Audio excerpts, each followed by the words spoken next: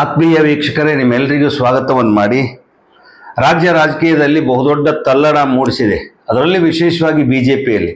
ಕಾರಣ Hindu fire brand ಮತ್ತು ನೇರ ನುಡಿಯ ಬಸನಗೌಡ ಪಾಟೀಲ್ ಯತ್ನಾಳ್ ಅವರನ್ನು ಬಿಜೆಪಿಯವರು ಉಚ್ಚಾಟನೆ ಮಾಡಿದ್ದಾರೆ.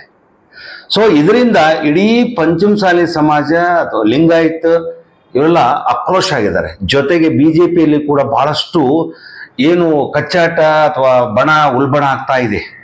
ಇದಕ್ಕೆ ಕಾರಣ ಏನು ಅಂತ ಕೇಳಿದರೆ ಕೇಂದ್ರದ ನಿರ್ಣಯ ಇದು, ಏನು ಬಿಜೆಪಿ ಹೈಕಮಾಂಡ್.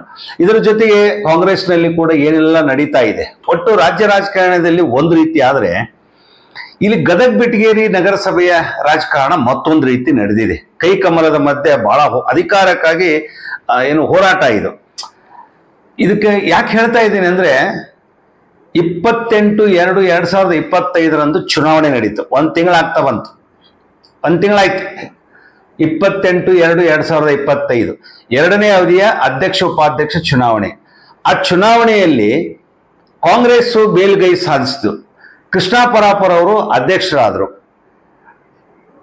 ಶಕುಂತಲಾ ಅಕ್ಕಿ ಅವರು ಉಪಾಧ್ಯಕ್ಷರಾದರು. ಆದರೆ ಆಯ್ಕೆ ಆಯಿತು, ಅಧಿಕಾರ ಇಲ್ಲ, ಆಡಳಿತ ಸಿಗ್ತಿಲ್ಲ. ಕಾರಣ ಏನು ಅಂತ ಕೇಳಿದ್ರೆ ಕಂಟೆಂಪ್ಟ್ ಆಫ್ ಕೋರ್ಟ್. ಆ ಚುನಾವಣೆಯನ್ನ ನಡೆಸಬಾರ್ದು ಅಂತ ಹೇಳಿ ತಡೆ ಆಜ್ಞೆ ತಗೊಂಡು ಬಂದ್ರು. ಅದು ಕೊನೆ ಗಳಿಗೆಯಲ್ಲಿ ಬಂತು. ಚುನಾವಣಾಧಿಕಾರಿಗಳು ನಡೆಸಿಬಿಟ್ರು. ಆದರೆ ಕೊನೆಗೆ ಕಂಟೆಂಪ್ಟ್ ಆಫ್ ಕೋರ್ಟ್ ಬಂತು. ಇದರಿಂದ ಏನಾಯ್ತು ಅಂದ್ರೆ, ಅವತ್ತೇ 28/2/2025 ರಾತ್ರಿ ಅಂದ್ರೆ ಬೆಳಗ್ಗೆ ಒಂದು ಆದೇಶ ಮಾಡಿದ್ರು, ಈ ಚುನಾವಣೆ ಆಯ್ಕೆ ಪ್ರಕ್ರಿಯೆಯನ್ನ ತಡೆ ಹಿಡಿಯಲಾಗಿದೆ. ಸೊ ಹಂಗಾಗಿ ಅಧ್ಯಕ್ಷ ಉಪಾಧ್ಯಕ್ಷರು ಯಾವುದೇ ಆಡಳಿತ ವ್ಯವಸ್ಥೆಯಲ್ಲಿ ಇರಬಾರ್ದು, ಅಧಿಕಾರವನ್ನು ನಡೆಸಬಾರ್ದು ಅಂತ. ಒಂದು ತಿಂಗಳಾಯ್ತು. ಈಗ ನೋಡಿ, 7 ತಿಂಗಳ ಹಿಂದೆ ಅಂದ್ರೆ ಸುಮಾರು 8 ತಿಂಗಳ ಹಿಂದೆ ಅಧ್ಯಕ್ಷ ಉಪಾಧ್ಯಕ್ಷ ಏನು ಸ್ಥಾನಗಳಿಗೆ ಮೀಸಲಾತಿ ಪ್ರಕಟ ಆಯಿತು. ಎರಡನೇ ಅವಧಿಯ 30 ತಿಂಗಳದ್ದು. ಆ ಮೊದಲನೇ ಅವಧಿಯಲ್ಲಿ ಬಿಜೆಪಿ ಆಡಳಿತಕ್ಕೆ ಬಂತು, 30 ತಿಂಗಳ ಮುಗೀತು. ಉಷಾದಾಸರ್ ಅವರ ನೇತೃತ್ವ ನೀವು ಎಲ್ಲ ಕೇಳಿದಿರಿ, ಆ ಕತೆ ಗೊತ್ತಿದೆ ನಿಮಗೆ. ಉಷಾದಾಸರ್, ಅನಿಲ್ ಅಬ್ಬಿಗೇರಿ ಮತ್ತೆ ಮುತ್ತಣ್ಣ ಮೋಶಿಗೇರಿ, ಇವ್ರು 3 ಜನ ಬಿಜೆಪಿ. ಇದು ದೊಡ್ಡ ಸಮಸ್ಯೆ ಆಯಿತು. ಈ ಸದಸ್ಯತ್ವ ರದ್ದು ಮಾಡಿದ್ದನ್ನ ಪ್ರಶ್ನೆ ಮಾಡಿ ತಡೆ ಹಿಡಿಬೇಕು ಅಂತ ಹೇಳಿ ಹೈಕೋರ್ಟ್ಗೆ ಹೋದ್ರು, ಧಾರವಾಡ ಬೆಂಚ್. ಸೊ ಅಲ್ಲಿಂದ ಚಲೋ ಆಯ್ತು. ಒಂದು ಹಂತದಲ್ಲಿ ಚುನಾವಣೆಯನ್ನು ಘೋಷಣೆ ಮಾಡಿದ್ರು, ಆ ಚುನಾವಣೆ ನಡೀತು. ಆ ಚುನಾವಣೆಗೆ ತಡೆ ಆಜ್ಞೆ ತಂದ್ರು, ಕಂಟೆಂಪ್ಟ್ ಆಫ್ ಕೋರ್ಟ್ ಆಯ್ತು. ಈಗ 1 ತಿಂಗಳಾಯ್ತು. ಹಾಗೆ ಅಂದ್ರೆ ಆಡಳಿತ ಸಿಗ್ಲಿಲ್ಲ, ಆಯ್ಕೆ ಆಯ್ತು. ಇದು ಯಾವಾಗ ಮತ್ತೆ ಜನರಿಗೆ ಈಗ ನೋಡಿ, ನೀರಿನ ಸಮಸ್ಯೆ, ಸ್ವಚ್ಛತೆ ಇವೆಲ್ಲ ಬಂತು, ಬೇಸಿಗೆ ಏನೋ ಆಮೇಲೆ ಬಜೆಟ್ ಮಾಡಬೇಕು. ಎಲ್ಲ ಸದಸ್ಯರಿದ್ದಾರೆ ನಗರಸಭೆಯಲ್ಲಿ, 35 ಸದಸ್ಯರಿದ್ದಾರೆ. 18 ಸದಸ್ಯರ ಪೈಕಿ 3 ಜನರಿಗೆ ಸಮಸ್ಯೆ ಇದೆ ಬಿಜೆಪಿಯಲ್ಲಿ. ಆಮೇಲೆ ಇಲ್ಲಿ ಕಾಂಗ್ರೆಸ್ಸಿನೊಳಗೆ 17 ಸದಸ್ಯರಿದ್ದಾರೆ. ಆಯ್ಕೆ ಆಯ್ತು, ಅಧ್ಯಕ್ಷರನ್ನ ಮಾಡಿದ್ರು, ಉಪಾಧ್ಯಕ್ಷರು ಮಾಡಿದ್ರು. ಎಲ್ಲ ಆದ್ರೂ ಕೂಡ ಆಡಳಿತ ಇಲ್ಲ. ಆಡಳಿತ ಯಂತ್ರ ಇಲ್ಲದೆ ಇದ್ರಿಂದ ಗದಗ ಬೆಟಗೇರಿ ಅವಳಿ ನಗರದ ಜನರೇ ಇವತ್ತು ಬಹಳಷ್ಟು ಸಮಸ್ಯೆಯಲ್ಲಿ ಸಿಕ್ಕಾಕೊಂಡ್ಬಿಡ್ತಾರೆ. ನಗರಸಭೆ ಆಡಳಿತ ವ್ಯವಸ್ಥೆಯಲ್ಲಿ ಎಲ್ಲ ಅಲ್ಲೋಲ್ ಕಲ್ಲೋಲ್. ಮತ್ತೆ ಈಗ ಬೇಸಿಗೆ ಬಂತು, ನೀರಿನ ಸಮಸ್ಯೆ. ಈಗಾಗಲೇ 10 ದಿನಕ್ಕೋ 12 ದಿನಕ್ಕೋ ನೀರು ಬರ್ತಾ ಇದೆ. ಇದು ತುಂಗಭದ್ರಲ್ಲಿ ನೀರು ಐತೋ ಇಲ್ಲೋ ಅದು ತಿಳ್ಕೊಳ್ಬೇಕು. ಅದಕ್ಕೆ ಎಲ್ಲ ಒಂದು ಕ್ರಮಗಳನ್ನು ತಗೊಳ್ಬೇಕು. ಮತ್ತೆ ಬೋರ್ವೆಲ್ಗಳನ್ನ ರಿಪೇರಿ ಮಾಡಿಸ್ಬೇಕು, ಅವಕ್ಕೆ ರೀಚಾರ್ಜ್ ಮಾಡಿಸ್ಬೇಕು. ಮತ್ತೆ ಕರೆಂಟಿಂದು ಬೀದಿ ದೀಪಗಳು, ಇವೆಲ್ಲ ಸಮಸ್ಯೆಗಳಿರುವಾಗ ಈಗ ಚುನಾವಣೆ ಆಗಿ ಪ್ರಕ್ರಿಯೆ ಮುಗಿದ್ರೂ ಅದಕ್ಕೆ ತಡೆ ಬಂದು ಇವತ್ತು 1 ತಿಂಗಳಾಯ್ತು. ಅಧ್ಯಕ್ಷರು ಉಪಾಧ್ಯಕ್ಷರು ಆಡಳಿತ ನಡೆಸ್ತಾ ಇಲ್ಲ, ಅಧಿಕಾರ ಸಿಗ್ತಾ ಇಲ್ಲ. ಈಗ ಮತ್ತೆ ಅದನ್ನ ಯಾವಾಗ ಅನ್ನೋ ಪ್ರಶ್ನೆ ಅಂದ್ರೆ 7/4/2025 ಅಂದ್ರೆ ಏಪ್ರಿಲ್ 7ನೇ ತಾರೀಕು ಮತ್ತೆ ವಿಚಾರಣೆ ನಡೀತಿದೆ. ಮನೆ ಇತ್ತದು 20ನೇ ತಾರೀಕು ಇತ್ತು, 20/3/2025 ಇತ್ತು. 20ನೇ ತಾರೀಕು ವಿಚಾರಣೆ ನಡೆಸಿದ ನಂತರ ಮತ್ತೆ 18 ದಿನ ಮುಂದೂಡಿತು. ಅಂದ್ರೆ 7/4/2025 ವಿಚಾರಣೆಯನ್ನು ಇಟ್ಟಿದ್ದಾರೆ. ಏನಾಗುತ್ತೋ ಗೊತ್ತಿಲ್ಲ. ಇದು ಹಿಂಗೆ ಅಲ್ಲಿ ಏನಿದೆ, 3-4 ಸಮಸ್ಯೆಗಳಿದಾವೆ. ಒಂದು ಸದಸ್ಯತ್ವ ರದ್ದಾಗಿದ್ದು, ಇನ್ನೊಂದು ಕಂಟೆಂಪ್ಟ್ ಆಫ್ ಕೋರ್ಟ್, ಚುನಾವಣೆ, ಇವೆಲ್ಲ ಆರ್ಸಿದೊಂದೇನೋ ಇದೆ. ಸೊ ಇವೆಲ್ಲ ಚರ್ಚೆ ಆಗಬೇಕು, ವಿಚಾರಣೆ ನಡೀಬೇಕು, ಇದಕ್ಕೆ ಪರಿಹಾರ ಸಿಗಬೇಕು, ನ್ಯಾಯ ಸಿಗಬೇಕು. ಅಷ್ಟೊತ್ತಿಗೆ ನಗರಸಭೆ ವ್ಯವಸ್ಥೆ, ಆಡಳಿತ, ಜನರ ಸಮಸ್ಯೆ, ಅವಳಿ ನಗರದ ಸಮಸ್ಯೆ, ಇವಕ್ಕೆಲ್ಲ ಇದು ಕೈಕಮಲ ಕಚ್ಚಾಟದೊಳಗ ಜನ ಈ ವ್ಯವಸ್ಥೆ ತಾಪತ್ರಯ ಇಲ್ಲಿ ಕಾಂಗ್ರೆಸ್ ಕಾನೂನು ಸಚಿವರಿದ್ದಾರೆ HK ಪಾಟೀಲ್ರು. ಅವರು ಅಂದ್ರೆ ಆರೋಪ ಏನು ಅಂತ ಕೇಳಿದ್ರೆ ಕಾಂಗ್ರೆಸ್ ಅವರು ಆಡಳಿತವನ್ನು ಹಿಡ್ಕೊಳ್ಬೇಕು ನಗರಸಭೆ, ಅದಕ್ಕಾಗಿ ಏನೆಲ್ಲ ಮಾಡ್ತಾ ಇದ್ದಾರೆ ಅಂತ. ಇನ್ನು BJP ಅವರು ನಮ್ಮ ಆಡಳಿತವನ್ನು ಕಸ್ಕೊಳ್ತಾ ಇದ್ದಾರೆ ಅಂತ. ನಿಮ್ಮ ಆತ್ಮಾವಲೋಕನ ಮಾಡಿಕೊಂಡ್ರೆ ನಿಮಗೆ ಸ್ಪಷ್ಟತೆ ಗೊತ್ತಾಗತ್ತೆ. ಈಗ 3 ಜನರ ಸದಸ್ಯತ್ವ ರದ್ದಾಗಿದ್ದು ಯಾಕೆ? ನೀವು ಏನು 54 ವಕಾರ ಸಾಲ ಏನಿದೆ ಜಮೀನು ಜಾಗೆ ಅವುಗಳನ್ನ ಅನಧಿಕೃತವಾಗಿ ಕೊಟ್ಟಿದ್ದಾರೆ. ಠರಾವು, ನಕಲಿ ಠರಾವು, ನಕಲಿ ಸಹಿ ಇವು ಎಲ್ಲ ಸಮಸ್ಯೆ. ಅದರಿಂದ 3 ಜನರನ್ನ ಸಸ್ಪೆಂಡ್ ಮಾಡಿದ್ದಾರೆ, ಅಂದ್ರೆ ರದ್ದುಗೊಳಿಸಿದ್ದಾರೆ ಸದಸ್ಯತ್ವ.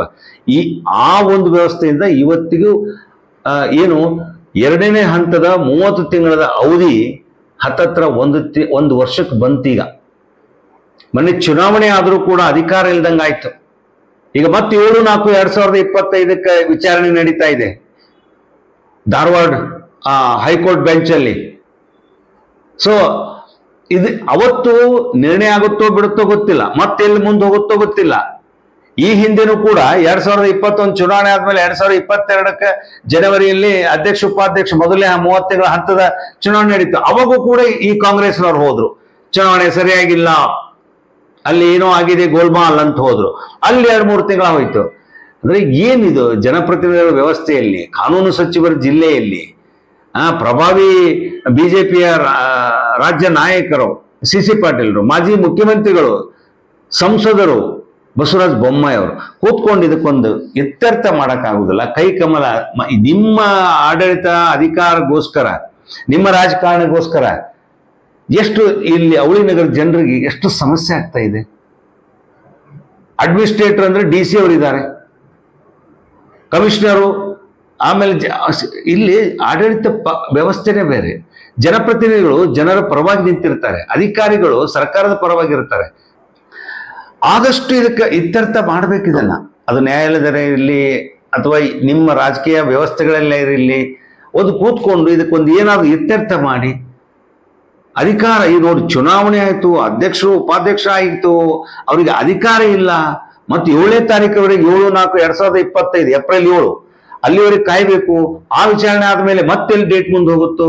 ಹಿಂಗಾದ್ರೆ ಜನರಿಗೆ ಒಳ್ಳೆ ನಗರಸಭೆಯಿಂದ ಆಡಳಿತ ಒಳ್ಳೆ ರೀತಿ ಸಿಗ್ಲಿಕ್ಕೆ ಹೇಗೆ ಸಾಧ್ಯ? ರಾಜ್ಯ ರಾಜಕಾರಣ ಇರಲಿ, ಯಾಕಂದ್ರೆ ರಾಜಕೀಯ ವ್ಯವಸ್ಥೆ ಅದು ನಡೀತಾ ಇರುತ್ತೆ. ಬಟ್ ಇಲ್ಲಿ ಲೋಕಲ್ ಗೌರ್ಮೆಂಟ್, ಇದು ಸ್ಥಳೀಯ ಸರ್ಕಾರ. ಈ ಸ್ಥಳೀಯ ಸರ್ಕಾರದಲ್ಲಿ ಜನರಿಗೆ ಉತ್ತಮವಾದಂತ ಆಡಳಿತವನ್ನು ಕೊಡ್ಬೇಕಾ? ಮೀಸಲಾತಿ ಪ್ರಕಟ ಆಗಿ 8 ತಿಂಗಳಾಯ್ತು, ಚುನಾವಣೆಗೆ 1 ತಿಂಗಳಾಯ್ತು, ಅಧ್ಯಕ್ಷ ಉಪಾಧ್ಯಕ್ಷ ಆಯ್ಕೆ ಆಯ್ತು, ಆದ್ರೂ ಕೂಡ ಆಡಳಿತ ಇಲ್ಲ, ಅಧಿಕಾರ ಇಲ್ಲ ಅವ್ರಿಗೆ. ಇನ್ನು 7/4/2025 ಕಾಯ್ಬೇಕು. ಮುಂದೆ ಏನಾಗುತ್ತೆ? ಇದು ದೊಡ್ಡ ಯಕ್ಷ ಪ್ರಶ್ನೆ ಆಗಿದೆ. ಸೊ ಹಾಗಾಗಿ ಈಗಾದ್ರೂ ಇದಕ್ಕೊಂದು ಏನಾದ್ರೂ ಒಂದು ಜನಪರ ಆಡಳಿತಗೋಸ್ಕರ ರಾಜ್ಯ ಮಟ್ಟದ ಈ ನಾಯಕರು ಒಂದು ಕಡೆ ಸೇರ್ಕೊಂಡು ಇದಕ್ಕೆ ಏನಾದ್ರೂ ಒಂದು ವ್ಯವಸ್ಥೆಯನ್ನು ಮಾಡಬೇಕು, ಒಂದು ಒಪ್ಪಂದಕ್ಕೆ ಬರಬೇಕು.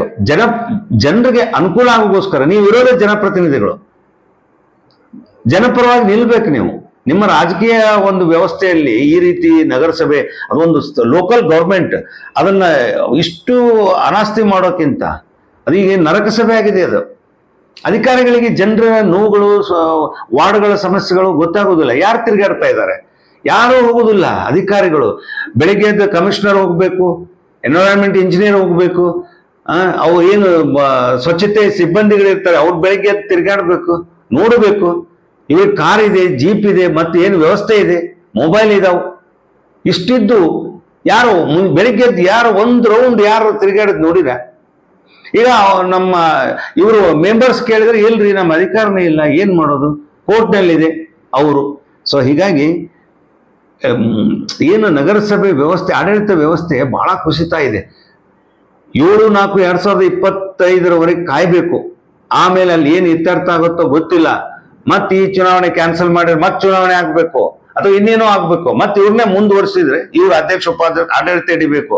ಸೊ ಮತ್ತೆ ಇವ್ರು ಬಿಡೋದಿಲ್ಲ. ಅಂದ್ರೆ ಇದು ಹಿಂಗೆ ಅವ್ರಿಗೆ ನಾ ಬಿಡೆ ನೀ ಕೊಡೆ, ನೀ ಕೊಡೆ ನಾ ಬಿಡೆ, ಹಿಂಗಾಗಿದೆ. ಸೊ ಈಗ ಇದಕ್ಕೆ ಏನಾದ್ರೂ ಒಂದು ಅದು ಬಹಳ ಕ್ಯೂರಿಯಾಸಿಟಿ ಇದೆ ಈಗ ಜನರಲ್ಲಿ. ಏನ್ರಿ ನಗರಸಭೆದ್ದು ಏನಾಗ್ತ? ನಗರಸಭೆಯದ್ದು ಅಧ್ಯಕ್ಷ ಉಪಾಧ್ಯಕ್ಷ ಚುನಾವಣೆ ಏನು ತಡೆ ಹಿಡಿದಲ್ಲ, ಅದಕ್ಕೆ ಪರಿಹಾರ ಸಿಗಬೇಕು. ಅದು ಮತ್ತೆ ವಿಚಾರಣೆ ಅಂದ್ರೆ 7/4/2025 ಇದೆ. ಅದು ಅವತ್ತು ಏನಾಗುತ್ತೋ ಕಾದು ನೋಡ್ಬೇಕು. ಆಸ್ಕ್ ನ್ಯೂಸ್ ಇದು ಎಲ್ಲರಂತಲ್ಲ, ನಿಮ್ಮ ಅನಂತ್. ನಮಸ್ಕಾರ.